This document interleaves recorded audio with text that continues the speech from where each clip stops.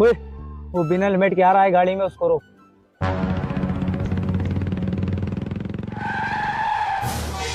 क्यों बे, तेरी गाड़ी का नंबर प्लेट नहीं सही दिख रहा, कागज आगज है गाड़ी के कि नहीं? हेलमेट क्यों नहीं पहना? अरे साहब बताओगे किस बात की चेकिंग लगी है? क्यों बे, तू हमें कानून सिखा रहा है? ऊपर से आदेश आया है कि एक भी गाड़ी बिना चेकिंग की नहीं जानी चाहिए। देख भाई, जो भी गाड़ी बिना हेलमेट बिना पेपर के होगी उसका चालान कटेगा। नाम बोल बे अपना। अय्यर। अबे पूरा नाम बोल। देखो अपने क्या कर। वेणुगोपाल अय्यर। जो आधार कार्ड में लिखा वो नाम बोल भाई। मुत्तुस्वामी वेणुगोपाल अय्यर। गजब बेइज्जती है। चिन्ना स्वामी मुत्तुस्वामी वेणुगोपाल अय्यर। अरे मेरे को सुनाई नहीं दे रहा, दोबारा बोल। परम दुन्नम चिन्ना स्वामी मुत्तुस्वामी वेणुगोपाल अय्यर। साला नाम है कि पाठशाला। अच्छा एक बात सुन, मैं तेरे को इस बार छोड़ रहा हूँ, दोबारा नहीं छोड़ूंगा। बिना हेलमेट के देख लिया तेरे को चालान पक्का कटेगा।